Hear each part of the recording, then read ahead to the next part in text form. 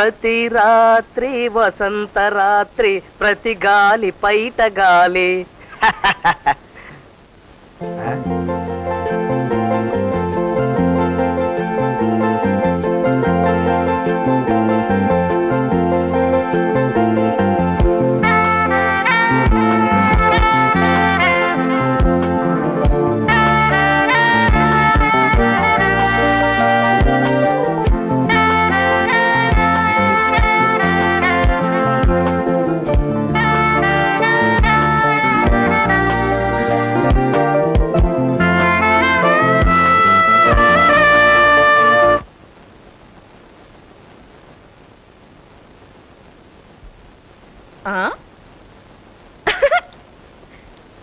బాయ్యా ఎవరు? తలగడ బాయ్యా.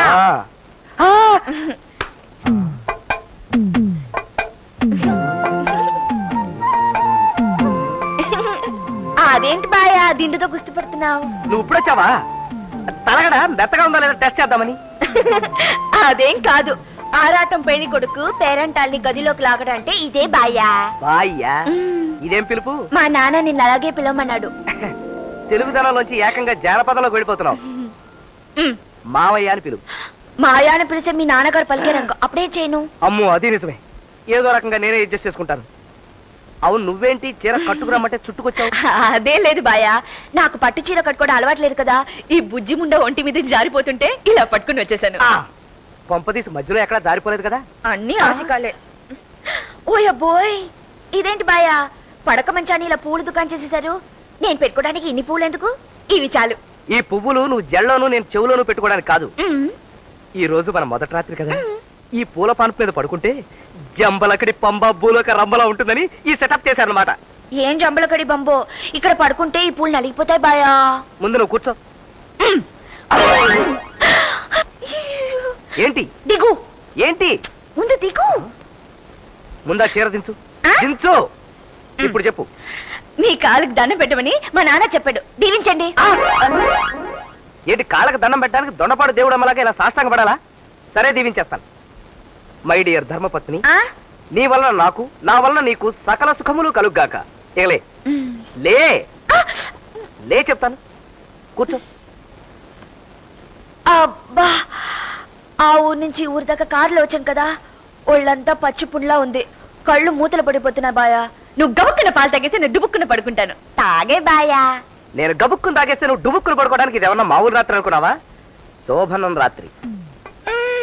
అయితే ఇవాళ తొంగకూడదా? ఈ రోజు మన ఇద్దరి జీవితాలు కలిసే రోజు. అయితే మాత్రం నిద్ర వస్తే తొంగకూడదా? అయ్యో, చక్కగా కౌగులింతలతో గడపాల్సిన రాత్రి ఇలా ఆవులింతలతో చెడగొట్టేస్తున్నావు. చూడు రాజీ, ఎన్నాళ్ళ నుంచో మనం కన్న కలలు పండించుకునే రోజు అన్నమాట. పండించుకోవడానికి ఇదేమైనా పొలమా బాయ్యా? ఇంకా థియరీ చెప్తే లాభం లేదు, నాకు ఓపిక చచ్చిపోయింది. మిగిలింది ప్రాక్టికల్ ఒక్కటే. ఎందుకలా వస్తావు? ఏమిటి పోకిరి పని? కాదా మరి. చూడు బాయ్యా, నువ్వు నన్ను ఏం చేయమన్నా చేస్తాను. నా ఒంటి మీద చేయేస్తే మాత్రం అగ్గి మీద గుగ్గిలు అయిపోతాను. ఎందుకలా అయిపోతావు? అడ్డమైన మగాడు నా ఒంటి మీద చేయకూడదు, నేను పెద్ద మనిషి అయినప్పుడే మా అబ్బుల్ నాన్న చెప్పాడు. అలా చేయేస్తే చాలా చాలా తప్పులు జరుగుతాయట. నా కొంప కాస్త కాకులు ఎత్తిపోతాయని గట్టిగా చెప్పాడు. అలాగా?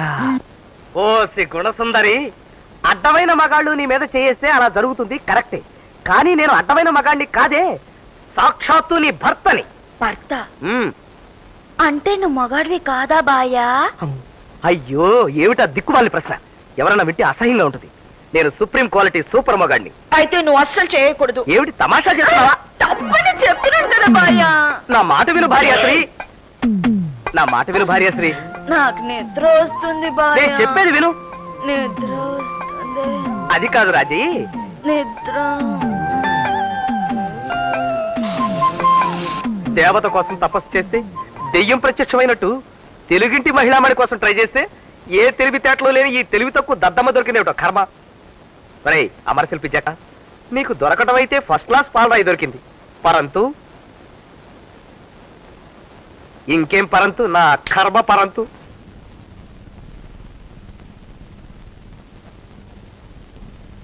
ఏ రాజీ, ఎంతసేపు నిద్రపోతావే? ఏమిటి ముద్దు నిద్ర? లేవే. ఈ పల్లెటూరు ఘటం మర్యాదగా చెప్తే ఎందుకు వింటుంది?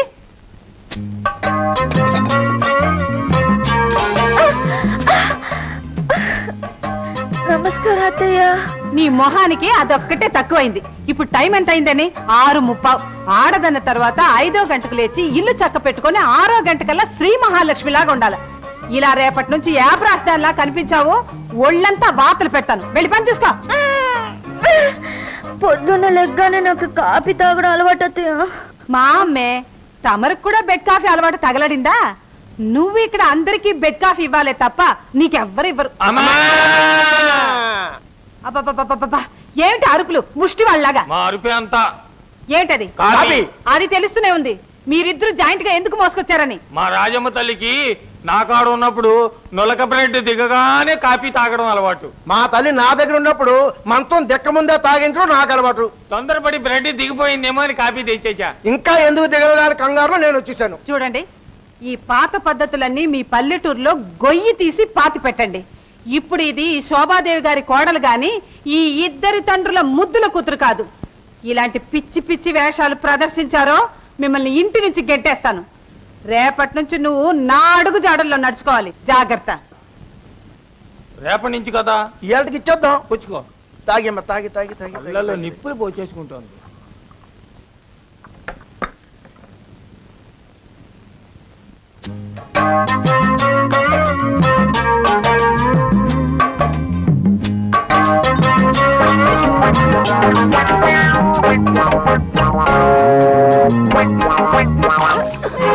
నమస్కారం అత్తయ్య. ఎవరిది? ఛీ! మొహాన నీళ్లు కొట్టి కాళ్ళకు దండం పెడతావా? నీకెంత ధైర్యమే రాస్కెల్. ఆడది అన్నాక 5వ గంటకల్లా లేచి ఇంటి పనులన్నీ చక్కపెట్టి 6వ గంటకల్లా శ్రీ మహాలక్ష్మిలా తయారవ్వాలి. అంతేగాని ఇలా ఏ బ్రాస్ గాడిదిలా మొహం. అలాగే అత్తయ్య. నేను ముయ్యమన్నది నా నోరు కాదే, నీ నోరు. అది కదతయ్య, ఆడది ఎలా ఉండాలి అని చెప్పడానికి మా అమ్మ చిన్నప్పుడే చచ్చిపోయింది. నిన్న నువ్వు చెప్పబట్టి అన్ని ఈ రోజు నుంచి పాటిస్తున్నాను. 5 గంటలకు లేవాల్సింది నేను కాదే, గాడిద. ఏ నువ్వు ఆడదానివి కావా అత్తయ్య? నార్మీ, ఈ ఇంటి కోడలుగా నేను చెప్పింది చెయ్యాలే తప్ప నేను చేసేవేవి నువ్వు చేయకూడదు. అర్థమైందా? అర్థమైపోయింది. అబ్బా, ఇదేదో పరమానంద శిశురాల్లా ఉందే. కనీసం నువ్వు మా వాడితోనైనా కామన్ సెన్స్ తో బిహేవ్ చేస్తున్నావా? ఏంటత్తయ్య కామం చెంచా? కామన్ సెన్స్ కాదే, కామన్ సెన్స్. వద్దులే, తెలుగులోనే తగలడతాను గాని నువ్వు మీ ఆయన సంతోషంగా ఉంటున్నారా? ఎంతో సంతోషంగా ఉంటున్నా. చెప్పుకుంటే సిగ్గుసిగేస్తుంది. ఈసారి సంతోషంగా ఉండేటప్పుడు నేను తీసుకెళ్లి చూపిస్తాను అత్తయ్య. ఏంటి, నన్ను తీసుకెళ్లి చూపిస్తావా? నీకేమైనా బుద్ధుందా? బుద్ధి అనగానే నాకు జ్ఞాపకం వచ్చింది. అత్తయ్య, నీకు ఇప్పుడే చెప్పేస్తున్నాను, పడుకునేటప్పుడు మీ అబ్బాయి నా మీద చేయడం అది ఇది చేయడం వద్దన్నా మానటం లేదు. మీ అబ్బాయితో చెప్పు, అలాంటి పనులు చేస్తే నాకు చాలా కోపం వస్తాయి. కోపం వస్తే నేను మనిషిని కాదు. ఆ తర్వాత చాలా చాలా గొడవలు జరిగిపోతాయి. పని ఉంది, వస్తాను. ఏంటిది? ఒకవైపు సంతోషంగా ఉంటున్నావంటుంది, మరొక వైపు ఒంటి మీద చెయ్యేస్తే ఒప్పుకోనంటుంది. ఒంటి మీద చెయ్యకుండా ఎలా సంతోషంగా ఉండటం? నువ్వేనా ఈ ఇంట్లో పని మనిషివి? అవునమ్మా. ఈ రోజు నుంచి నీకు పింఛనిపిస్తున్నాను. వెళ్ళి మరో ఇంట్లో పని చూసుకో. ఇది ఎక్కడ సోద్యం తల్లి? తల్లి లేదు పిల్లి లేదు. నీ జీతం ఎంత రావాలో లెక్క చూసి తీసుకుపో. ఉండండి, ఈ సంగతి పెద్దమ్మ గారితో చెప్తాను. ఆవిడ కూడా మీకు తెలీదు.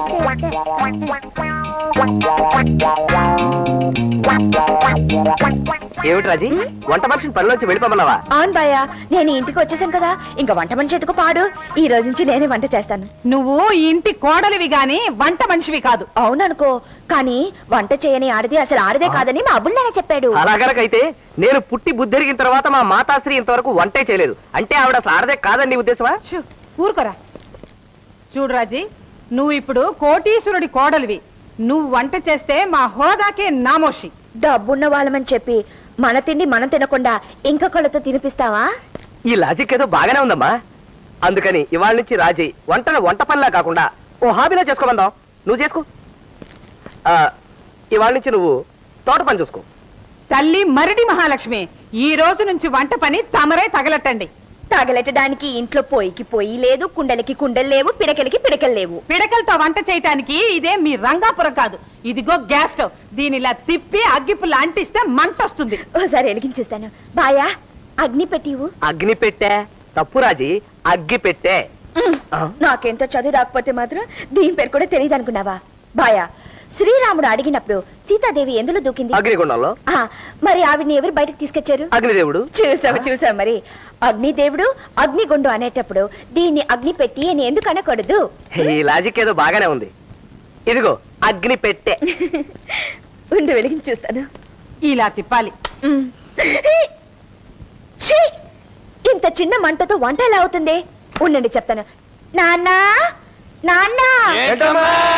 అబ్బా ఏమిటండి నాన్న పిలిస్తే జంట కవులాగా ఇద్దరు పలుకుతారు ఏమిటి చండాలంగా? అవునడు అన్న ఇక మీద రాజమ్మ తల్లి చిన్నాన్న అని పిలిస్తే నేను పలుకుతాను, పెదనాన్న అని పిలిస్తే నువ్వు పలుకు. ఇది మరీ చండాలంగా ఉంది. చిన్నాన్న అని పిలిస్తే మీరు, పెదనాన్న అని పిలిస్తే ఆయన పలికితే అసలు నాన్న ఎవరైనా అనుమానం రావడానికే? ఇప్పటికొన్న నాన్నలు చాలండి. ఎందుకు పిలిచే తల్లి? మరేమో నాన్న ఈ ఇంట్లో వంట చేయడానికి పొయ్యి లేదు, పిడకలు లేవు, కుండలు లేవు. మీరిద్దరు సంతకెళ్ళి అవన్నీ అట్టుకొచ్చేయండి. అలాగే. ఆ, నాన్న అన్నట్టు మట్ట గెలుసులు, పీతలు, వంజరం, ఎండి నెత్తలు, పిత్త పరిగెలు ఏముంటవి అన్ని తెచ్చేయండి. అలాగే. ఏమా నువ్వు కుండలో వంట చేస్తావా?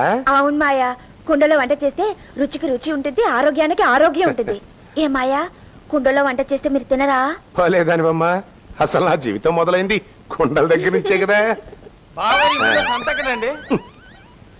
ఈ ఊళ్ళో సంత లేదు నాయన, సూపర్ బజార్లు ఉంటాయి. అయితే ఒక ఎడ్ల బండి ఒకటి ఏర్పాటు చేయండి. దాని మీద వెళ్ళి పిడకలు గిడకలు పొయ్యిలు గీలు అన్ని అట్టుకొచ్చేద్దాం. మన దగ్గర ఎడ్ల బండి లేదు గాని కొన్ని జట్కా బండి. అది లేదయ్యా, ఒక కారు వేసుకెళ్ళండి. ఎరా నీకు తోడడం వచ్చా? రాదుగానే పని తోసుకెళ్దాం. ఏం తొయ్యక్కర్లేదు, డ్రైవర్ తీసుకెళ్ళండి. అయితే ఆర్చేతో తోయిద్దాం. పద. తొయ్యక్కర్లేదురా, వాడే డ్రైవ్ చేస్తాడు.